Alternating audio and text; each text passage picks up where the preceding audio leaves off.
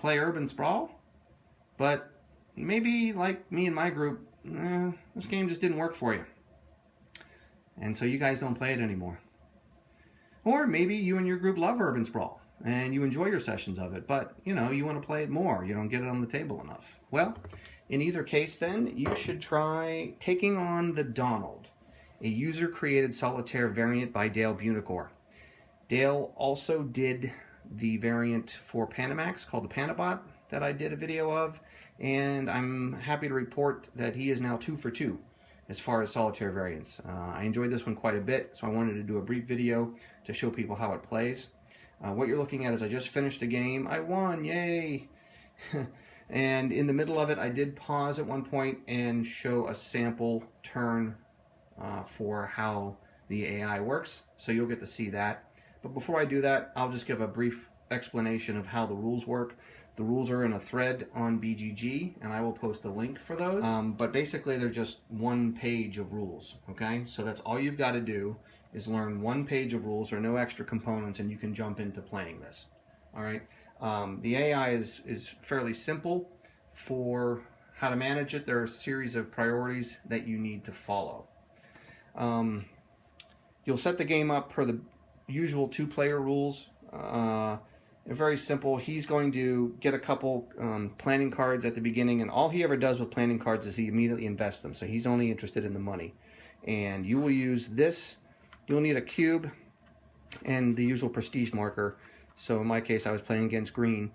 And anytime he gets money in the game, he goes up on this track. He's got, I guess you could say, 2 sources of money. A virtual source of money. So anytime he has to pay, he pays with virtual money. In other words, this never decreases. This will only ever increase during the game. So if he owes $4 for something, he stays at 10 and he virtually pays the 4. But if he gets 4, he goes up on this track. When he goes around to 100, the basic rule is for when he goes around to 100, he gets 10 points. You could play the advanced variant, which I do now, which is he gets 20 points when you go around there. It makes it a little more challenging. There are some other ways of making the game more challenging, which is always fun to have options for tailoring a solitaire game towards your liking. So we'll talk about those in just a bit. So that at the beginning, he's going to get 2 contracts. You're going to get 1 per the usual start rules. He will immediately invest them. So let's say he got like $7 off his first 2. So he's there at 7. And then whoever takes this building, because this is the lowest value building at the beginning of the game, the 2-1 building, gets the media vocation marker.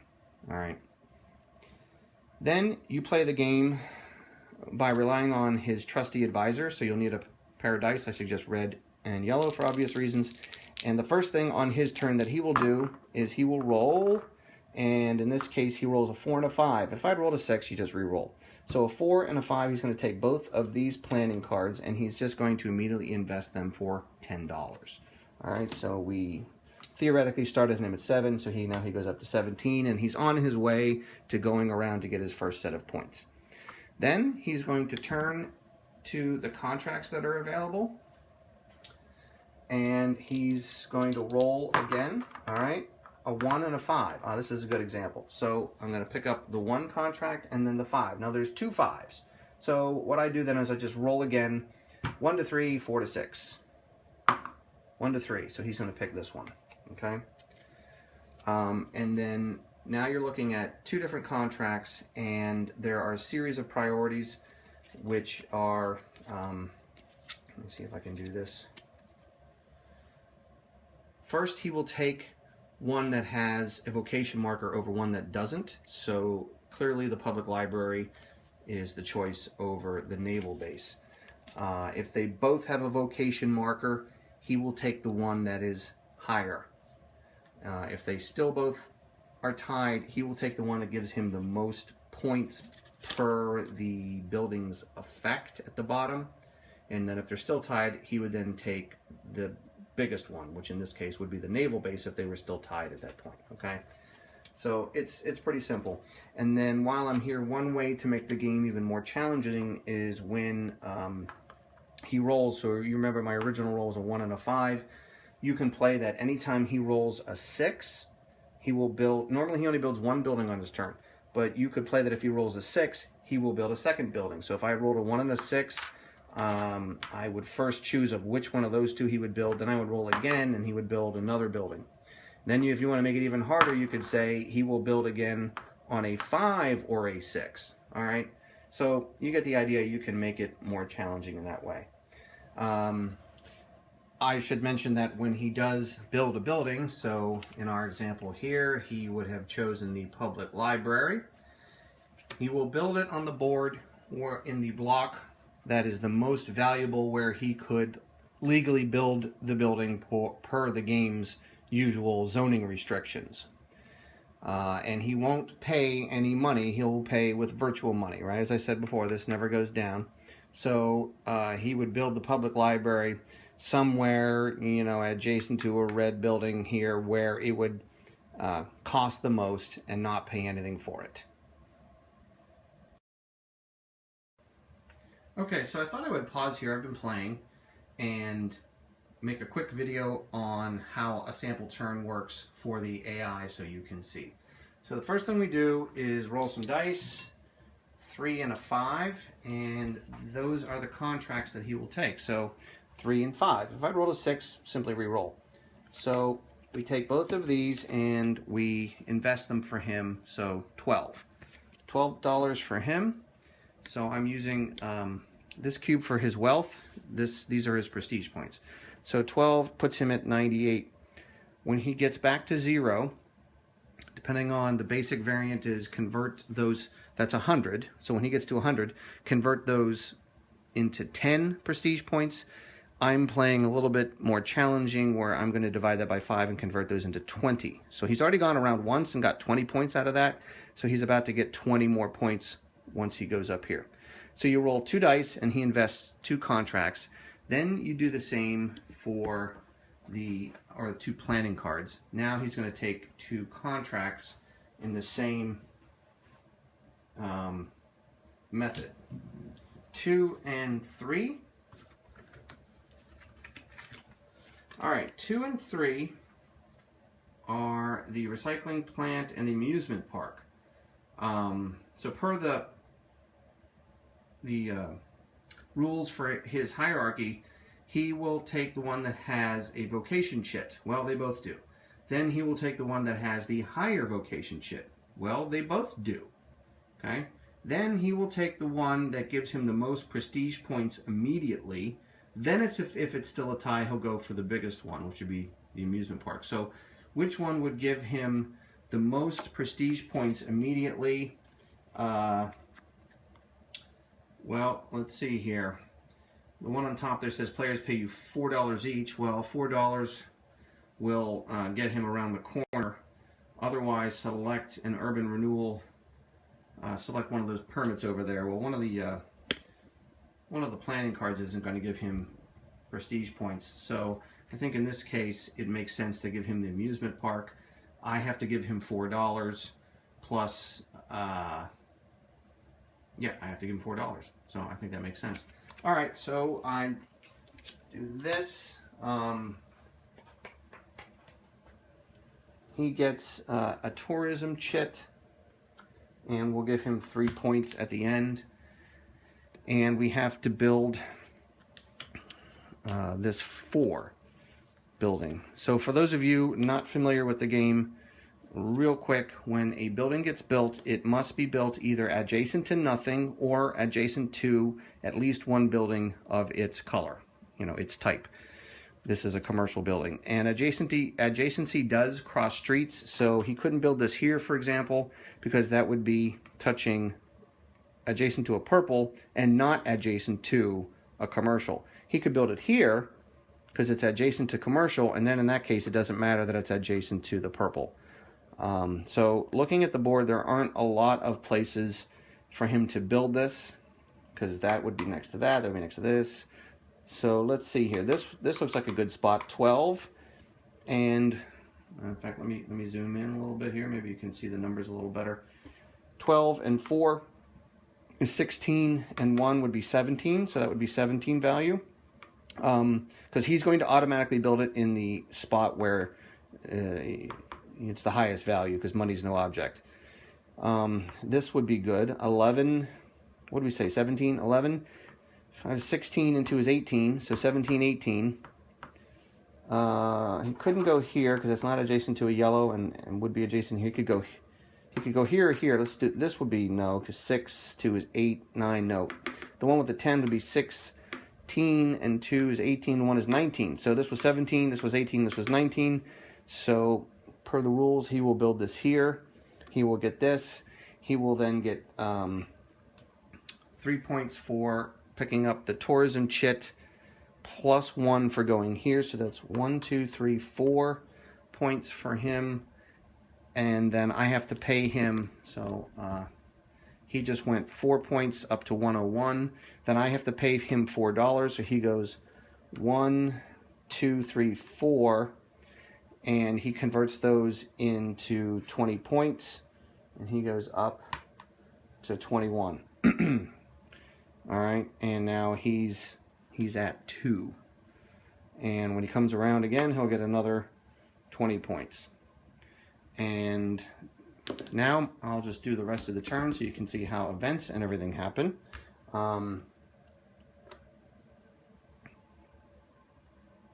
Whoops, sorry. This was here from a previous example. He only got 1 tourism chit. This slides down. This slides down. Row 10 pays out. Row 10 is over here. So I'm going to get $10. He's going to get 5. 1, 2, 3, 4, 5. I'm just going to deal with his money right now. And we're going to flip this. All right, local celebrity. If one player has the most prestige, and right now that's him, he must place the 6th prestige marker into any vacant space. Well, no, the 6 is out, and it says if it's already on the board, it is moved. All right, so the 6 is out up at the top right, and he must move it. Per the rules, he moves it to the row where he has the greatest advantage in terms of number of buildings. Okay, well, the spots that are open, it looks like clearly it would be this row. He's got 1, 2, 3, 4 to my 2. Here I've got him beat. Here I've got him beat, and here I've got him beat. So that's a no-brainer. So that's going to go here. And ba-boom. I will probably have to spend a few minutes computing. I use these little gems to identify the highest value building of each type so I can see for election purposes who owns them. Right now, it's been all me. But that might change some things here. So I won't do that on camera. That's a large part of the game, you know, computing out all the calculations of most valuable and whatever. So I will have to do that, note to self, and then I'm going to show you, for completeness, I will continue with this. Oh no, that stays there. So the Metro deck is in place. So this guy comes out, slides down. This guy flips over. Row 3 pays out for prestige. So what do we got? That looks like him. 1, 2, 3. He's got me beat there. So he gets another 3 points. 1, 2, 3, and I get 1. And then this flips over and row 3 again. So same again. 3 for him, 1 for me. 1, 2, 3, 1. All right, so I've got to give myself $10 and recalculate some of the highest value buildings. But right now, where we are in the game, as we are in the Metro deck, kind of coming down the home stretch, he's got me by 20 points at the moment, but all is not lost by any means. Hopefully, I can get a nice big lead, and before this this goes around again. Lastly, I'd just like to note that I am playing with one of the variants, so I'm playing that he gets 20 points for every $100 that he collects in game instead of 10. I'm also playing that when he rolls the dice to build, if he rolls, thank you dice, if he, dice cooperated by rolling a 6, if he rolls a 6, he will build 2 buildings on that turn instead of 1. So I think what I do is I roll again to have him build 2 buildings instead of his normal 1. Okay, so that is a sample turn for managing the AI. It's pretty straightforward, although I will say there are a few soft cases, and I did a video earlier on one of those. Okay, so here's an example of what I'm talking about. He needs to build the courthouse. So the most expensive block, or highest value, would be 6 and then somewhere in 3. So it could either be in this block or this block. And then within those blocks, right, it could be here or here or here or here. I don't want to have to roll for every one of those permutations. That slows things down. So it seems to me you could either just, at least for me, my taste is either to roll 1 to 3 is here, 4 to 6 is here, and then within that block, I choose where to place it. Or perhaps even allow myself to just say, you know what, I don't feel like slowing the game down every time. If it's equally 6-3, I'm just going to have him do this up here. I think either way, though, it doesn't slow the game down too much, and it's still a good challenge. Hey there. I thought I would give my thoughts on the variant and explain some of the context about Urban Sprawl that I think is important to note here. And that is, Urban Sprawl didn't work for me and my group. We found it out of sync. At least that was specifically my problem with it. Others might say it was just too chaotic, but I think it's beyond how much chaos is in the game. I can be okay with as much chaos as in this game, speaking multiplayer here, if it were more in sync with the rest of the design. My problem was that it felt disjointed within itself, because in one aspect, the game asked you to spend a lot of time making careful considerations as where to either build something or put a bonus row marker, but then in an instant, that decision would be undone. So you spend a lot of time waiting for other people to do things, or feeling bad because they're waiting on you, and then it just gets undone anyway, it gets changed. I mean, I could be okay either way. Either those careful, deliberate decisions that me and my opponents make stick longer, or, it's just some kind of, crazy wild ride where turns are very quick back and forth, and then events are coming out that are changing everything that we just did anyway. So if either shorter turns, more chaos, or longer turns, but a lot less chaos. That was the problem for me, was it felt out of sync with itself, okay? Yet, there was a lot about the game that I really liked. I mean, that's why I reacquired this game. And, my friends were rather surprised when I reacquire games. I like to put them on the shelf here so when they come in, they can see, the new arrivals. And I didn't tell them. I just put it there as a little surprise, and some of them walked in and were like, what are you doing with that? Didn't we play that? Didn't we already know it doesn't work? And I had to explain to him that I acquired it for solitaire play, which I'm surprised, which I'm really glad I did. And I'm very happy that it works for me. But the problems that I had, that I just described, almost completely disappear in solitaire play. Certainly I don't mind the chaos one bit, not one bit playing solitaire, because that's just part of the fun of going on this crazy ride trying to manage things to my advantage. And as far as the downtime, there's still a lot of calculations in this game. I still can't say I'm a big fan of constantly saying, all right, so 11 and 5 is 14, is 16, and 9, 25, and 1 is 26, and constantly doing those cross number calculations, and constantly having to make sure I'm doing them right, because especially when I'm playing against the AI, I want to make sure that every turn the Donald gets to build his building or buildings in the block that is considered the most valuable, where he can legally build it, and I want to make sure I'm doing that correctly. So I want to make sure I know where the most valuable block is at any moment, and I don't have other players around the table to help me with that and say, no, it's over here, see? So I have to do that myself. So fortunately, it's an acceptable price for me to have to spend some time constantly re-adding numbers.